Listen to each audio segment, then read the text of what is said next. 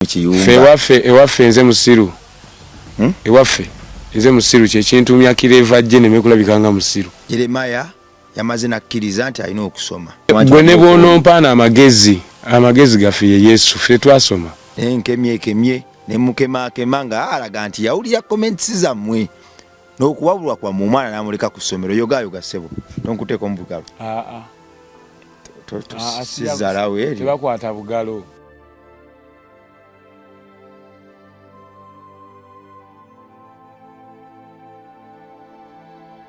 Weewaawo ku MR Life kwe tusinzidde n'olwaleero Mukama mulungi atukomezaawo gy'oli gwe mwana Katonda ali atugoberera weebale twagala weebale kutufuula njiri nnungi eri abatugoberera bw'obirayikinga n'obisubscribingako n'obikomentingako n'obisharinga bifuukira ddala eby'omuzinzi naye waggulu wa byonna bituukira ddala kwoyo gwe birinotuukako. Nze nzikiriza buli ewali erinnya n'ekigambo kye we kiba buli ewali erinnya lye bwe tunywezaawo ate basobola okuyambira ddala abalala okuwona ennyonta.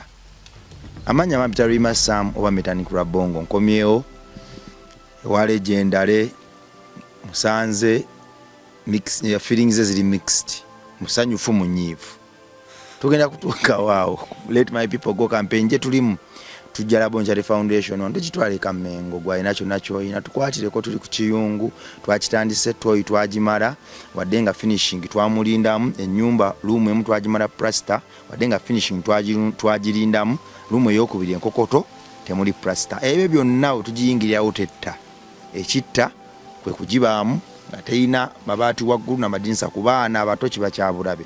Twebaza Mukama olw'amaanyi gaatulaze, twebaza Mukama olw'ekisa n'abantu abalungi baatuyunzeeko. Mwabo abaatoola kyawandiikibwa era kyagenda mu likodi z'eggulu nti ne legendary yatuwa emitwalo 2. Abaana abato buvunaanyizibwa bwaffe buli bwe tubeerabira tuba twerabidde eggwanga lyaffe. Wadde ng'omusajja nsanze wamu munyiivu ewamu musanyufu kamutandikire ku mawulire gange ag'essanyu nze nga nze. Yeremaya yamaze nakkiriza nti alina okusoma. Nabadde neekengedde nga njija wano nga mmanyi ngenda kuba nakakyama wano mulabe ng'ali mu kutya abantu kukuba amabulooka na birala.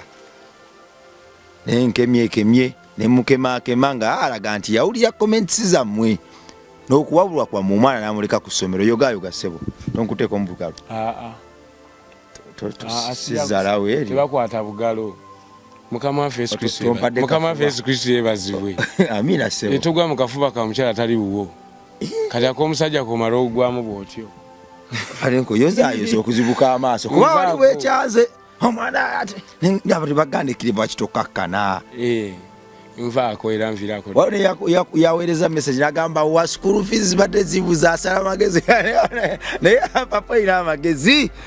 Ate nenjukira omusiraamu yangamba nti okubeezaawo buba bukodyo bwe zibulamu school fees wiiki 2 nga weekyangamu kumbe obala nti wiiki eyokusatu mugenda ofunira ssente. School fees ali zibuze. Ate gwe baba bakkiriza ebigambo by'omusiraamu noleka ebya Yesu. Omwana wange yalibadde wano nga tubajja. Owulidde yali anjigiza kubeezaawo akinya namubuuza n'abakazi abaanawo babeezezaawo tenagamba nti kati yadoka concept yemu gy'ogwamu negamba akatabo k'omusiraamu akasoma tekaba k'omusiraamu akakutandikira ku bakazi 4 n'abaana 8 kajjeko k'omusajja nvaako enjigiriza y'Ekiyisiraamu bakazi 4 ndowooza abaana 8 kakati awo wama baana bange abeera omu Mukama waffe yatugamba omu. We bali kuzamala kusomera. Bannaye tompanda bigambo Mukama. Era oba olinamu ekizika empaayo tumuweereze.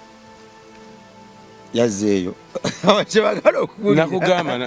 Nakugamba nalekayo ekyemu yamuweerera.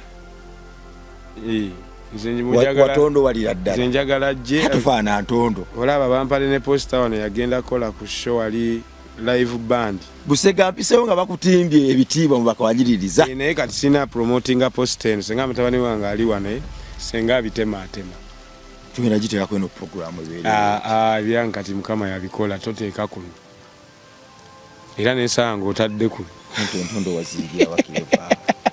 Tuwaziina luli. Wagenda mu kiyumba. Owuliramu entondo. Tuwaziina luli wagenda okusoma ogenda mu kiyumba okulokoka osome Bible n'osanga abavubuka 15. nga bali eyo n'obeeyabiza n'ogamba nange nze Kirevajje nzize bavubukamu ab'okukyalo munjigirize Katonda ne Bayibuli yammwe. Ne bajjo nejjo bambuuzizza nejjo bansubiza ku federation ne bambuuza nti Kireva Mukama kati akasada k'okutte ne mugamba mwongere okumwagala kuba naffe kye twakola byonna birongoofu eri abalongoofu naye batuli mulongoofu tokwatako jagwira bwerere ddalo soko mbuulire embeera wava mu kibira ensi ekufujje buli ekufuzizza buli omu alowooza kikye Bayibuli dduka ogisomera mu kibira oba oli ekibira nekikutama nogaka ŋŋende nesosike mu kiyumba kiri tandika ogisomako ko n'abavubuka bali be balabanga abaabula. Nze kyemanyi buli omu Mukama amuyisa mu kkubo lye nga anaamusomesa oba nga anaamuyigiriza nange bw'atyo bwe yanjigiriza oba n'abalala bayigiriza mu ngeri y'enjawulo era nange nja kuwulira nga mbawulira. Kyajawo kiki walaba mu kiyumba ekyo wanga kyalire kinnaggwanga abavubuka bakeera omwo okusoma Bayibuli waliwo n'akawala akajja kabavumulira. Si bwe kyali abavubuka be nakugamba nasanga ne Bayibuli nabasanga kajjansi nga bakute Bayibuli si wano nabasanga mu nnyumba emu nga temuli bantu nti mwaba maka ga muntu nti mwebali naye nga bonna mu batu bakuŋŋaanidde okusoma Bayibuli. Amagezi ogajja waabo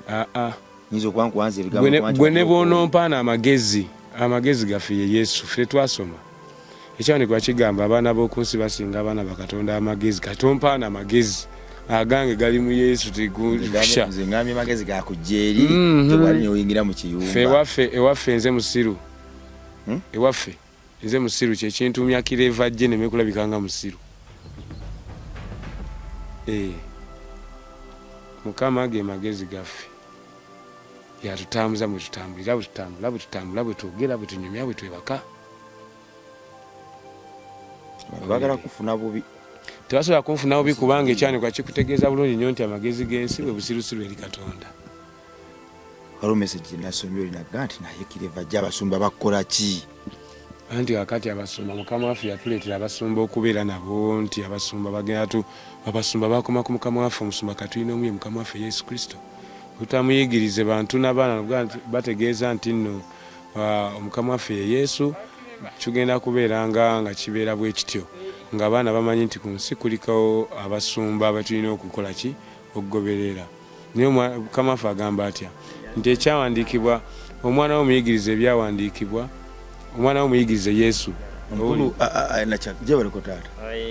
Wakiriva nje muyimbe muwala kitekayinje babange Wakiriva naye nange najibye nayingidde bambi Wakiriva emiseji yambigiza naye njana naye akasudde kalingira kubeyanga naye atule wano soko jje takamayeke asooka ateeke bino gyawanvu ya live yo nitule abali mmale kumalira ajja kuona live yo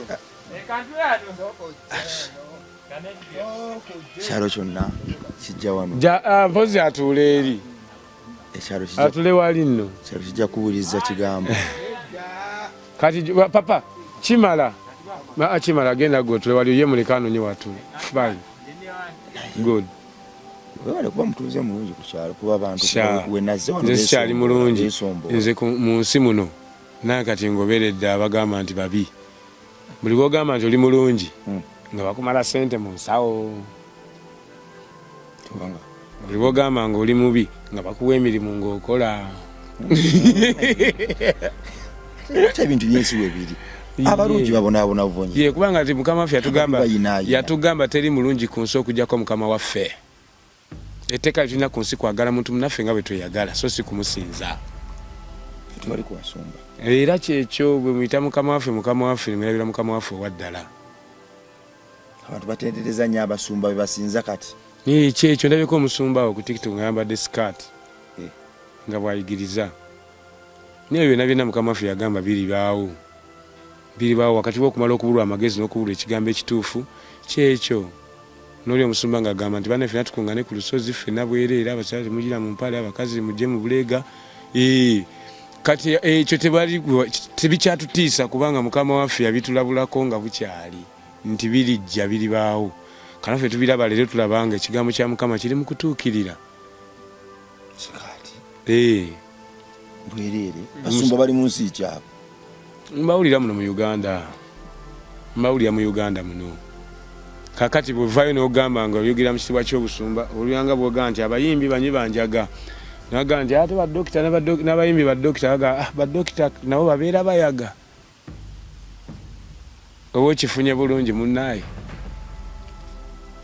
Kakati omusumba abulira abantu bagende bakuŋŋaane kubanga Mukama agamba mu kitabo kye nti yakusanga oli bwereere tebakusala wadde akalira n'akwambaza n'akuwa ne talenti n'otandika n'eddoboozi bulungi n'oyimba n'akwagazisa abantu be n'owulira ng'oli wa kabi n'otandika okumasula ebigambo n'otandika okwonoona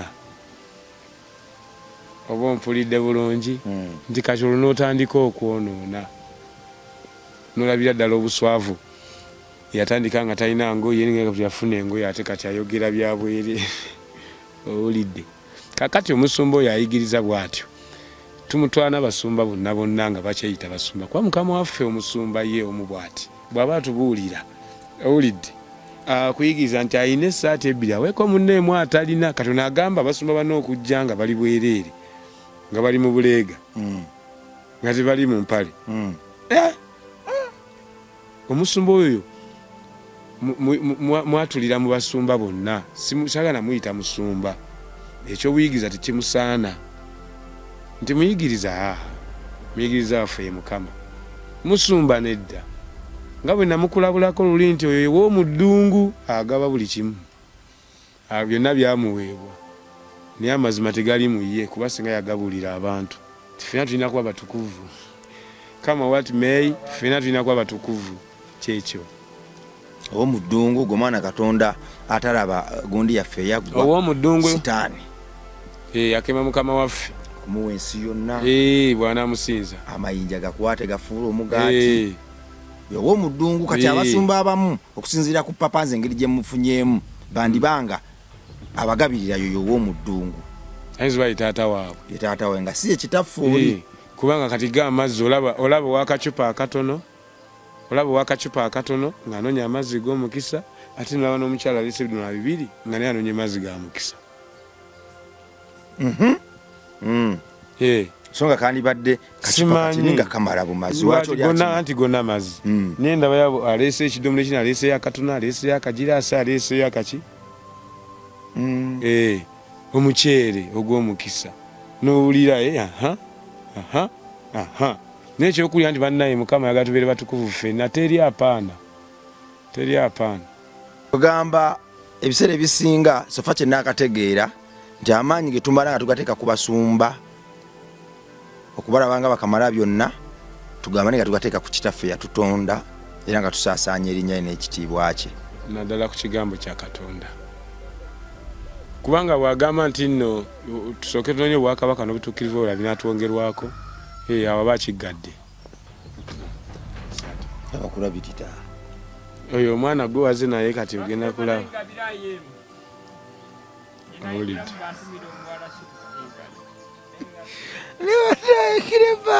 owayi enjiri egende mu maaso abantu obuvumu babuteekaawo buli abulira obukyamu zo zigenda kumulya. Kankonyumizeyo kasitole kamu kize kifuukira ddala mmere era efuuse enkola.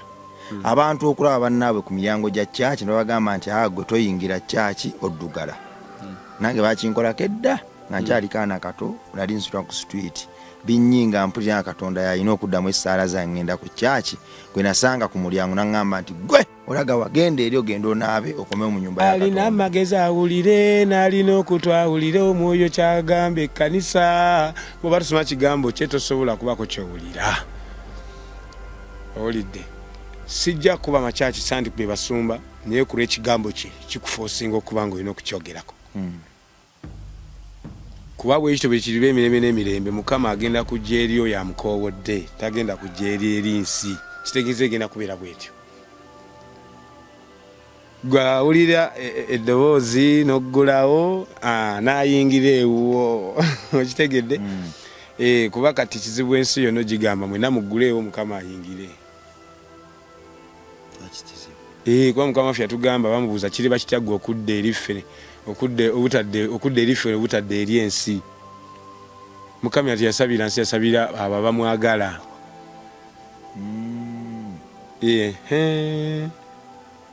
Gwe ne bona nsabira nga banjigiriza okubba nawe nkubba. Oyangoberera ye muganda ate notanga alino oyagoberera yo yawulira ekigambo kya Katonda. Alina oyo ye muganda wo. Oyo muganda oyo.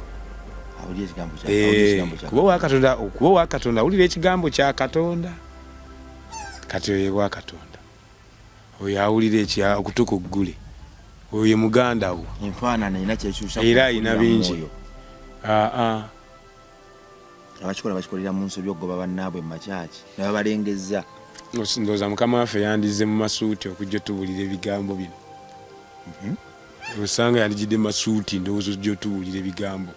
Naye alina waayogera n'agamba nange sajja na bigambo by'amaanyi bibakangakanga naye yajja n'omwoyo omuwombeefu okutuwulira kwe yamalirira obutamanya kigambo mu ffe.